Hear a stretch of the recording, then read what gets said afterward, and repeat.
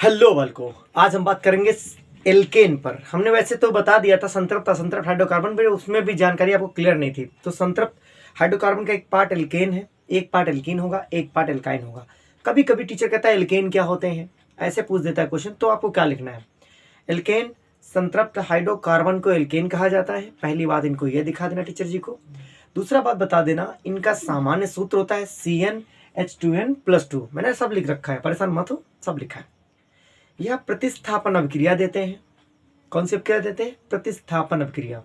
एक हटाओ एक लगाओ, एक हटाओ एक लगाओ वाली, ठीक है। एक कार्बन से लेकर 4 कार्बन तक, मतलब मीथेन, एथेन, प्रोपेन, ब्यूटेन तक सब गैसीय अवस्था में एल्केन पाए जाते हैं। उसके बाद द्रवित हो जाते हैं। उसके बाद उदाहरण मैंने यहाँ लिख दिए हैं कुछ, मीथेन, एथेन, प्रोपेन के जो भी हैं वो आप नोट कर लीजिएगा। अब समझिए मैंने यहाँ क्या लिखा है। लिख सकते हैं संतृप्त हाइड्रोकार्बन को एल्केन कहा जाता है। इनका सामान्य सूत्र जो होता है CnH2n+2 होता है। इन क्या होता है sir? n is the number of carbon. Carbon की संख्या को स्मॉल n कहा जाता है। आपको एल्केन की परिभाषा लिख देना, यही छाप देना पूरा। यह प्रतिस्थापन अभिक्रिया देते हैं। जैसे आपने विस्थापन अभिक्रिया पढ़ी थी, विस्थापन पढ़े नहीं पढ़े हो, उसी तरह होती है। कार्बन में अगर वो अभिक्रिया होती है ना तो उसे प्रतिस्थापन कहते हैं। सिंपल। यह कम क्रियाशील होते हैं, सिंपल बात है, यह बहुत कम क्रियाशील होते हैं। यह एक कार्बन से लेकर 4 कार्बन तक, यानी मीथेन से ब्यूटेन तक हाइड्रोकार्बन गैसीय अवस्था में होते हैं। उदाहरण के लिए ये।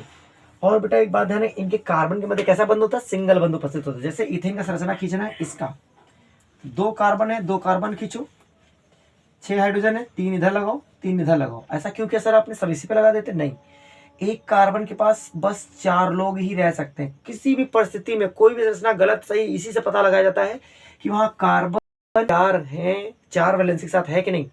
कार्बन की 4 टांगे होनी चाहिए, एक इधर हाइड्रोजन, एक इधर हाइड्रोजन, एक इधर हाइड्रोजन, एक इधर हाइड्रोजन, एक इधर हाइड्रोजन, ठीक है। ये एक तरीके का क्या हो गया? एल्केन हो गया। Alkane complete. तो अब हम बात करेंगे एक समूह और है बेटा, एल्किल समूह। क्या होता है? एल्किल समूह। तो ये एल्केन हो गया। अब मैं आपको एल्किल भी समझा दे रहा हूं कि एल्किल समूह क्या होता है। तो एल्केन समझते समझते ध्यान देंगे एल्किल समूह पर। तो यहाँ पे डाल दो हेडिंग एल्किल समूह। इसके लिए सेपरेट वीडियो क्या ही बनाओ, समझ में आ जाएगा। एल्किल समूह। देखिए बालक, एल्केन से एक हाइड्रोजन निकाल देने पर प्राप्त समूह को एल्किल कहा जाता है। मतलब एल्किल समूह कहा जाता है। मैंने क्या बताया? एल्केन से एक हाइड्रोजन निकल जाने पर प्राप्त समूह को एल्किल समूह कहा जाता है। सिंपल। कैसे सर? जैसे मान लो तुम्हारे पास ये मीथेन है, ठीक, मीथेन है, इससे एक H निकाल दो, यहाँ बचेगा CH3। क्या निकल गया आपका? एक H+ निकल गया, इस पे माइनस आ जाएगा। तो अब इसको क्या बोलेंगे हम? कोई ग्रुप को भूखा है, इसे बोलेंगे मेथिल।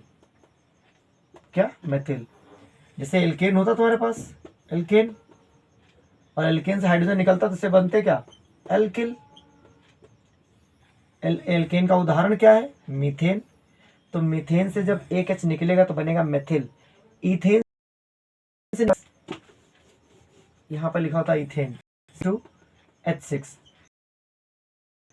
इससे अगर एक हाइड्रोजन का निकलेगा क्या बनेगा? C2H5। इससे बोलेंगे क्या? एथिल। क्या बोलेंगे? एथिल। एक लिख दे रहा हूं मैं, C3H8। इससे एक H निकल जाएगा C3H7। H+ निकाल दो H+ यहाँ पर। अब इसका तुम नाम बताना अपने कमेंट बॉक्स में। तो ये था बेटा एल्केन का आपका सीधा सिंपल उदाहरण। इतना लिख देंगे, टीचर खुश, आप भी खुश। और हाँ, इसका सामान्य सूत्र लिख लो बेटा। इसका सामान्य सूत्र होता है CnH2n+1। वहाँ +2 था, यहाँ +1 है। आप इसे लाइन में लिख देंगे, स्टेटमेंट बना के, एक स्टेटमेंट बना के इसमें लिख देंगे, ठीक है। तो ये था बेटा एल्केन और एल्किल समूह बताएंगे।